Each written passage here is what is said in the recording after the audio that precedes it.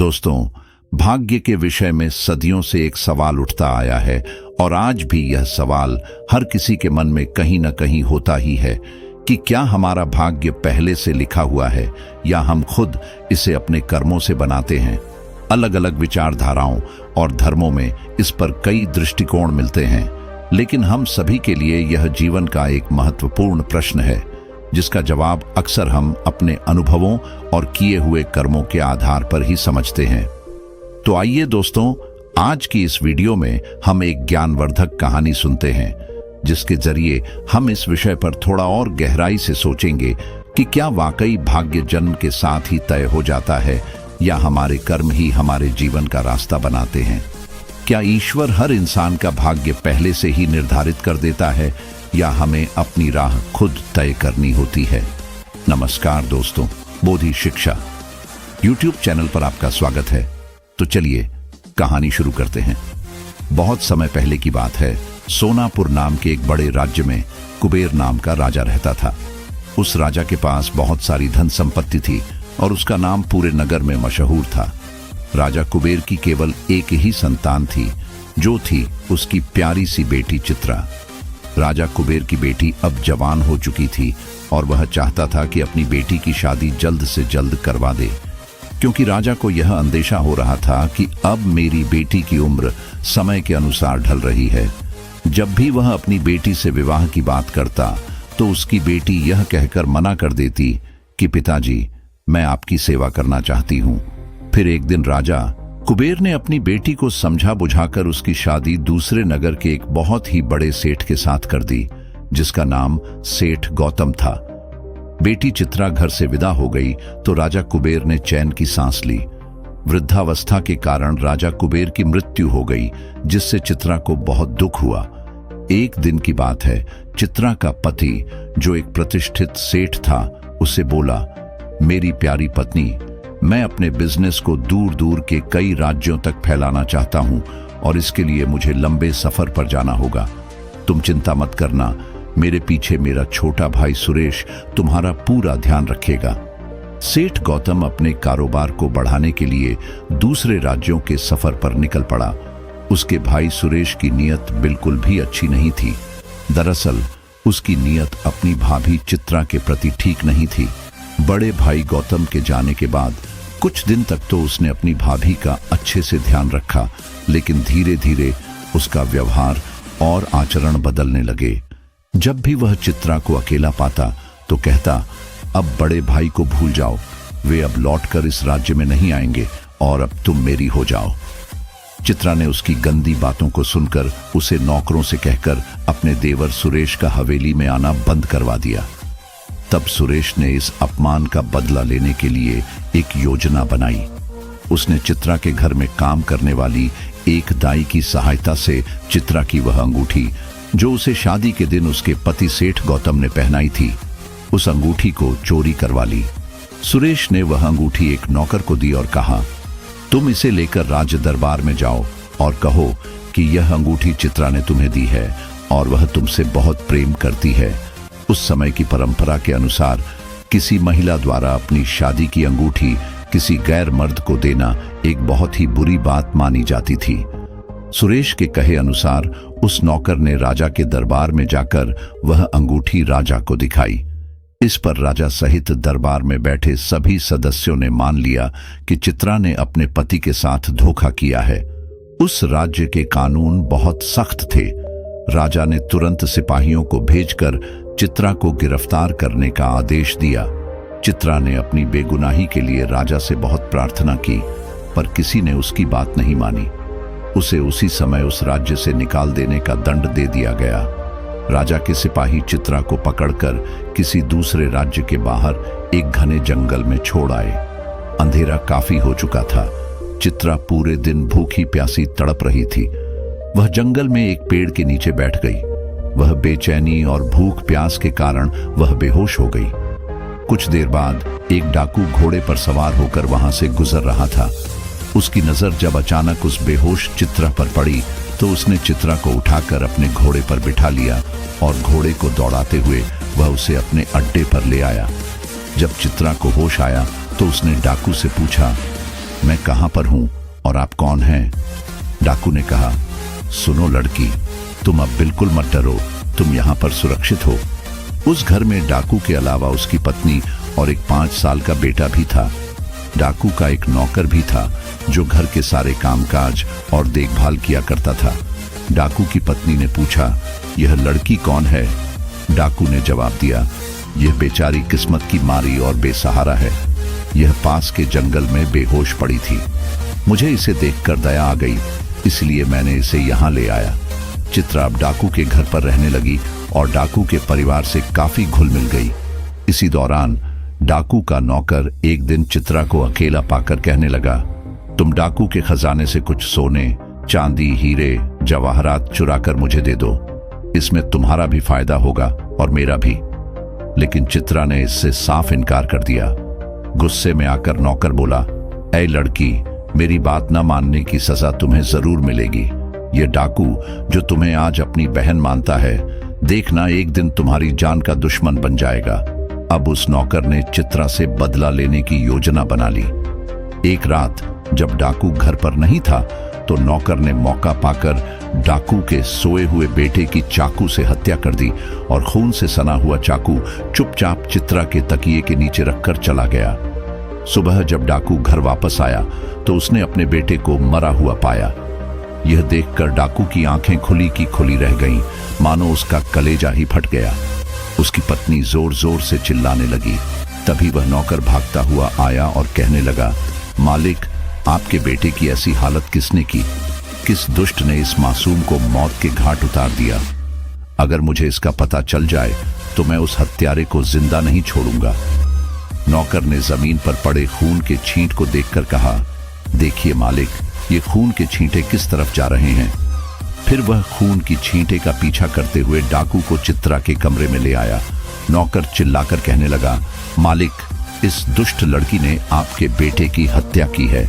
ये खून के छींटे साबित कर रहे हैं कि हत्या इसी लड़की ने की है। चित्रा के बिस्तर की तलाशी ली गई तो खून से सना हुआ चाकू उसके तकिए के नीचे से मिला। अब नौकर जोर जोर से चिल्लाने लगा, मैं इस लड़की को मौत के घाट उतार दूंगा। डाकू ने उसे रोका और चित्रा से पूछा, तुमने मेरे बेटे को क्यों मारा? चित्रा ने जवाब दिया, परमात्मा जानता है कि मैं पूरी तरह बेकसूर हूं। मैंने आपके बेटे को नहीं मारा। भला मैं आपके बेटे को क्यों मारूंगी? मेरी आपसे क्या दुश्मनी है? आपने तो मुश्किल समय में मेरी सहायता की थी। मैं आपके साथ ऐसा क्यों करूंगी? चित्रा की बातों को सुनकर डाकू को भी विश्वास हो गया कि वह उसके बेटे को नहीं मार सकती। लेकिन डाकू की पत्नी कहने लगी, अब जो भी हो, यह लड़की मेरी आंखों के सामने नहीं रह सकती, वरना मैं जीते जी मर जाऊंगी। या तो इस घर में अब यह लड़की रहेगी या फिर मैं। तब डाकू ने चित्रा से कहा, देखो बहन, एक बार तो मैं मान सकता हूं कि तुमने मेरे बेटे को नहीं मारा, लेकिन अब तुम इस घर में नहीं रह सकते। तुम्हें इस घर को छोड़कर जाना होगा। फिर डाकू ने 500 अशर्फियों से भरी हुई एक थैली चित्रा को देते हुए कहा, तुम यह धन अपने पास रख लो। यह तुम्हारे बहुत काम आएगा, क्योंकि मैं तुम्हारी हालत समझ सकता हूं। चित्रा कहने लगी, मुझे धन की कोई आवश्यकता नहीं है। मैंने अपने पिता के घर में बचपन से ही बहुत धन देखा है। पर डाकू कहने लगा, नहीं बहन, किसी भी बुरे समय में यह तुम्हारे काम आएगा, इसलिए तुम इसे रख लो। चित्रा ने वह थैली अपने पास रख ली और कहने लगी, मैं ईश्वर से प्रार्थना करूंगी कि एक ना एक दिन आपको उस हत्यारे के बारे में मालूम पड़ जाए कि मैंने आपके बेटे की हत्या नहीं की। इतना कहकर चित्रा वहां से मायूस होकर चली गई। कुछ दूर चलते चलते चित्रा जब एक दूसरे नगर में पहुंची तो उसने देखा कि बहुत से लोग एक नौजवान युवक को जंजीरों में जकड़े हुए ले जा रहे थे। लोगों से पूछताछ करने पर पता चला कि उस युवक ने कई लोगों से कर्ज ले रखा था और अब वह उसे वापस नहीं कर रहा है। इसी कारण लोग उसे दंड देने के लिए जंजीरों में बांध कर ले जा रहे थे। चित्रा ने पूछा, इस युवक का कितना कर्ज है? वहां के लोगों ने बताया, कम से कम 500 सोने की अशर्फियां। वह कहने लगी, अगर मैं इसका कर्ज चुका दूं तो क्या आप लोग इसे छोड़ देंगे? वे लोग बोले, हां, हम इसे छोड़ देंगे। तब चित्रा ने अपने पास जो अशर्फियों की थैली रखी थी वह उन लोगों को दे दी और उस युवक को छुड़वा दिया। यह देखकर लोग हैरान थे कि आखिर यह दयालु स्त्री कौन है जिसने एक अनजान व्यक्ति को इस मुश्किल से बाहर निकाल दिया। चित्रा चुपचाप लोगों की नजरों से बचते हुए वहां से चली गई। अब भी वह कुछ दूर ही पहुंची थी कि वह नौजवान युवक जिसे उसने बचाया था दौड़ता हुआ उसके पास आ पहुंचा। चित्रा को लगा कि वह शायद धन्यवाद देने आया है, लेकिन वह कहने लगा, क्या तुम्हारे पास और भी धनराशि है? मुझे इसकी बहुत जरूरत है। वह चित्रा की तरफ झपट पड़ा। यह देखकर चित्रा घबरा गई और जल्दी से वहां से भाग निकली। भागते भागते वह काफी दूर निकल आई और थककर एक पेड़ के नीचे बैठ गई। इधर वह युवक उसका पीछा करते हुए एक मुसाफिर के पास गया और कहने लगा, हुजूर, वह जो सामने लड़की बैठी है वह मेरी नौकरानी है जिसे मैंने 500 अशर्फियों में खरीदा था। अगर आप मुझे 500 अशर्फियां देंगे तो मैं उसे आपके हवाले कर सकता हूं। मुसाफिर ने जब चित्रा की सुंदरता देखी तो वह उस पर मोहित हो गया। उसने तुरंत 500 अशर्फियां निकालकर उस नौजवान युवक को दे दी और कहा, ठीक है, आज से यह मेरी हुई। इतना कहकर वह मुसाफिर चित्रा के पास गया और उसका हाथ पकड़कर अपने साथ ले जाने लगा। चित्रा ने पूछा, तुम कौन हो और मुझसे क्या चाहते हो? मुसाफिर ने कहा, चुपचाप मेरे साथ चलो, क्योंकि मैंने तुम्हें 500 अशर्फियां देकर खरीद लिया है। देखो, तुम्हें बेचने वाला वह नौजवान युवक जो थैली लेकर जा रहा है। इसके बाद मुसाफिर ने चित्रा को जबरदस्ती उठाया और अपने समुद्री जहाज में ले गया। उसने चित्रा को एक कोठरी में बंद कर दिया और चाहता था कि वह उससे शादी कर ले, पर चित्रा इसके लिए तैयार नहीं थी। उसी रात अचानक समुद्र में एक भयंकर तूफान आ गया। तूफान इतनी तेज थी कि जिसके कारण समुद्री जहाज पानी में डूबने लगा। चित्रा एक लकड़ी के तख्ते को पकड़कर समुद्र में किनारे की ओर बहने लगी और दूसरी ओर वह मुसाफिर भी एक लकड़ी के तख्ते को पकड़े हुए था। किसी दूसरे राज्य में जाकर जब चित्रा को होश आया तो उसने खुद को एक महात्मा की कुटिया में पाया। असल में एक वृद्ध महात्मा चित्रा को वहां से उठाकर अपनी कुटिया में ले आया था। चित्रा अब उसी महात्मा के साथ रहने लगी और वहीं अपना जीवन बिताने लगी। महात्मा की कुटिया एक जंगल में थी, लेकिन कई लोग गुरु महात्मा के दर्शन के लिए वहां आते रहते थे। वे कोई साधारण गुरु महात्मा नहीं थे, बल्कि एक अंतर्यामी महात्मा थे। उनके पास एक विशेष मटका था। गुरु महात्मा उस मटके में पानी भरकर अपने पास रखते थे। जो भी लोग अपनी दुख समस्याएं और रोग लेकर गुरु महात्मा के पास आते, महात्मा उस मटके का पानी उन पर छिड़क देते और अपना आशीर्वाद देकर उन्हें रोग से मुक्त कर देते। इस कारण लोग अक्सर महात्मा के पास राहत पाने तथा अपने दुख का निवारण करने आते थे। कुछ दिन बीत गए और गुरु महात्मा को अब इस बात का आभास हुआ कि उनकी मृत्यु निकट है, तो उन्होंने चित्रा को वह मटका देते हुए कहा, मेरी मृत्यु के बाद यह मटका तुम अपने पास रखना। मैंने यह मटका अपनी घोर तपस्या के बल पर पाया है। अब इस मटके से तुम लोगों के दुख, समस्याएं और रोगों को ठीक कर सकोगी। इस मटके में पानी भरकर जब तुम लोगों पर छिड़काव करोगी तो उनकी समस्याएं दूर हो जाएंगी और साथ ही उनके सभी दुख दर्द दूर हो जाएंगे। लेकिन याद रखना, इसका उपयोग केवल परोपकार के लिए करना है, अपने स्वार्थ के लिए नहीं। चित्रा ने कहा, ठीक है बाबा, मैं आपको वचन देती हूं कि मैं सभी नियमों का पालन अवश्य करूंगी। कुछ दिन बाद गुरु महात्मा की मृत्यु हो गई। चित्रा ने वह मटका अपने पास रख लिया और महात्मा की कुटिया और जंगल को छोड़कर आगे बढ़ चली। सफर तय करते हुए चित्रा अब एक ऐसे राज्य में जा पहुंची जहां पर सिर्फ स्त्रियों का ही राज था। उस राज्य की डोर एक रानी के हाथों में थी और वहां केवल स्त्रियों का ही वर्चस्व था। किसी भी पुरुष का वहां आना नियम के विरुद्ध था। जब चित्रा उस राज्य में पहुंची तो उसके दुख और तकलीफों को सुनकर वहां की स्त्रियों ने उसे वहां रहने की अनुमति दे दी। चित्रा अब वहीं एक छोटी सी कुटिया बनाकर रहने लगी और गुरु महात्मा के दिए हुए मटके से लोगों की मदद करने लगी। वह उस राज्य के लोगों के दुख, दर्द और बीमारियों को दूर करने लगी। जब वहां की रानी को इस बारे में जानकारी मिली तो उसने चित्रा को अपने महल में बुलाया और कहा, बेटी, तुम्हारी जैसी ईमानदार व नेक दिल स्त्री के लिए इस महल में जगह है। तुम यहीं रहो और लोगों के दुख, दर्द और उनकी बीमारियां दूर करो। चित्रा अब रानी के महल में रहने लगी। समय बीतने के साथ रानी की उम्र ढलने लगी।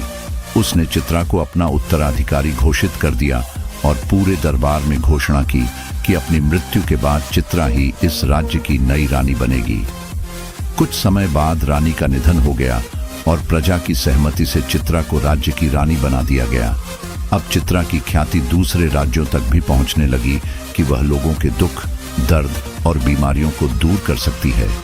अब आसपास के राज्यों से भी कई लोग चित्रा के पास अपनी बीमारियों का इलाज कराने के लिए आने लगे। बदले में वे उसे ढेरों आशीर्वाद और दुआएं देकर जाते। इस राज्य में अब अन्य राज्यों से पुरुष आ सकते थे, लेकिन केवल अपना इलाज कराने के उद्देश्य से, और इलाज के बाद उन्हें वापस लौटना पड़ता था।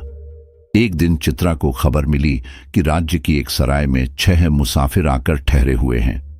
अगले दिन जब वह 6 मुसाफिर राजमहल में पहुंचे, तब चित्रा ने अपने कक्ष की खिड़की से उन 6 राहगीरों को देखा। चित्रा ने उन 6 मुसाफिरों को पहचान लिया था, इसीलिए उसने यह निर्णय लिया कि जब वह उन 6 मुसाफिरों को इलाज के लिए बुलाएगी तो वह अपना चेहरा नकाब से ढककर रखेगी। उन 6 मुसाफिरों को चित्रा के दरबार में प्रस्तुत किया गया। चित्रा ने अब की बार होशियारी से अपना चेहरा एक नकाब से ढक लिया और उन मुसाफिरों से उनकी तकलीफ के बारे में पूछा। सबसे पहले 2 मुसाफिर आगे बढ़े, जिनमें से एक ने कहा, रानी साहिबा, मैं अपने छोटे भाई से बहुत प्यार करता हूँ। मैं उसका इलाज करवाने के लिए आया हूँ। मेरा छोटा भाई अंधा हो गया है। असल में मैं सेठ गौतम हूँ और जब मैं कारोबार के सिलसिले में दूसरे राज्य की यात्रा पर गया था तो मैंने अपनी पत्नी की देखभाल का जिम्मा अपने छोटे भाई सुरेश को सौंप दिया था। लेकिन मैं नहीं जानता था कि मेरी पत्नी बेवफा निकलेगी और मुझे छोड़कर चली जाएगी। इसी गम में मेरा भाई अपनी भाभी को याद करके रोता रहता है और वह रो रो कर अंधा हो गया।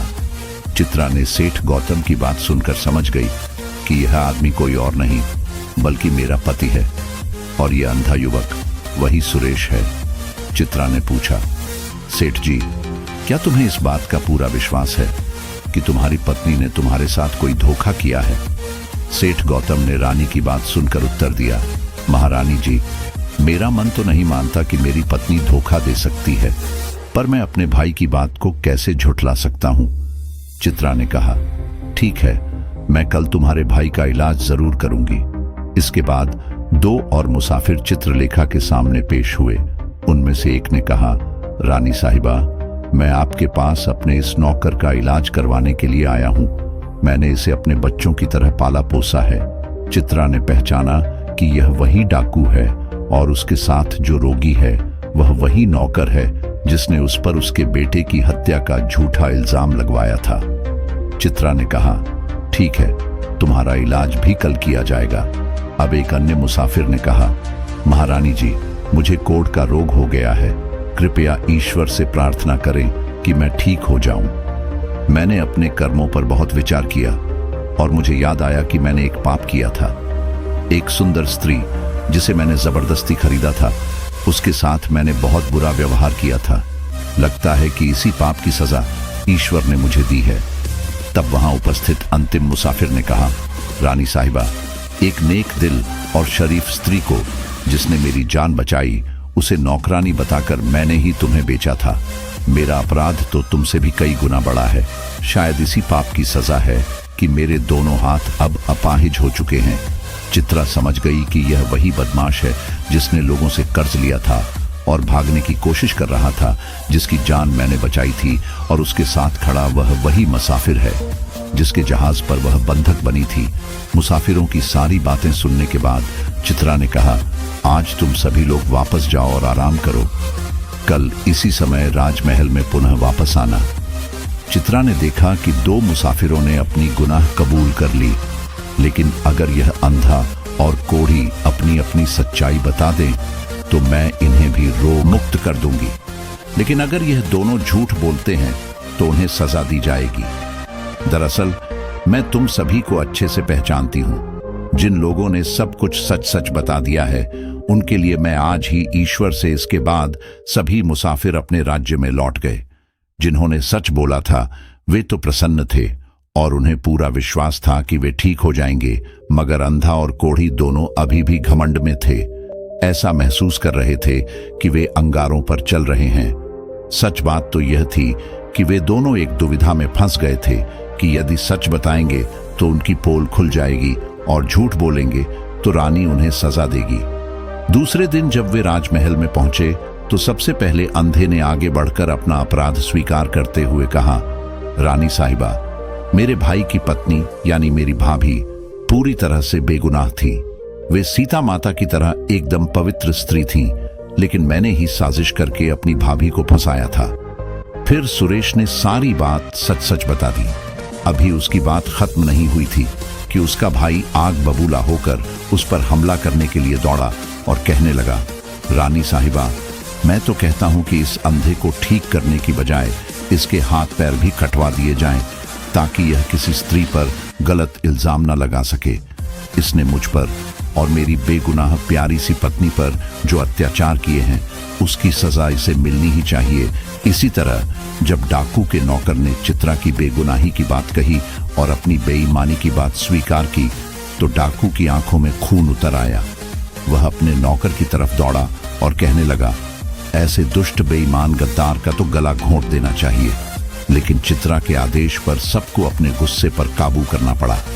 चित्रा ने फैसला सुनाया, अब सब लोग अपना अपना अपराध स्वीकार कर चुके हैं, इसीलिए मैं सभी लोगों के लिए ईश्वर से प्रार्थना और बीमारी का इलाज करूंगी। इसके बाद चित्रा ने सेठ गौतम और डाकू से कहा, आप दोनों कल रात राजमहल में आए, मैं आप दोनों को दावत देना चाहती हूं।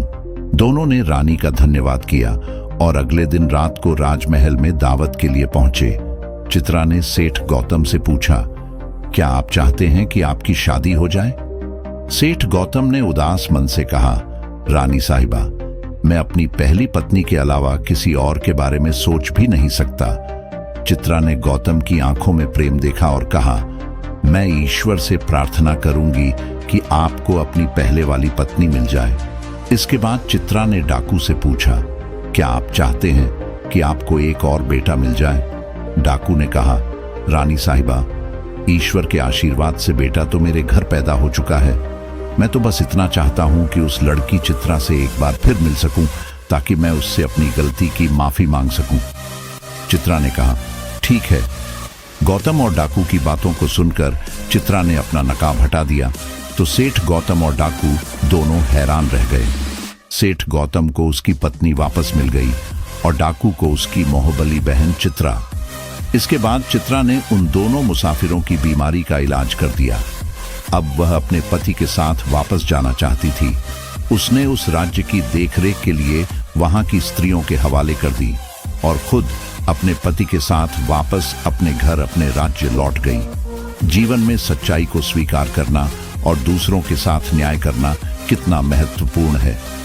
चित्रा ने अपनी सूझबूझ और दयालुता से सबकी समस्याओं का समाधान किया और उन्हें रास्ता दिखाया। श्रोताओं, चित्रा राजा की बेटी होते हुए भी अपने जीवन में इतने सारे दुख, दर्द, कष्ट, परेशानियों को झेला, लेकिन उसने कभी हिम्मत नहीं हारी, क्योंकि उसके भाग्य में इतने दुख दर्द मिलने थे, लेकिन अंत में उसे सुख लिखा था, जो अपने पति गौतम को पाकर पूरा हुआ। श्रोताओं, आपने इस कहानी से क्या सीखा? कमेंट करके जरूर बताएं। अगर कहानी अच्छी लगी हो तो वीडियो को लाइक, शेयर करके हमारे चैनल को सब्सक्राइब करें। वीडियो देखने के लिए आप सभी का धन्यवाद।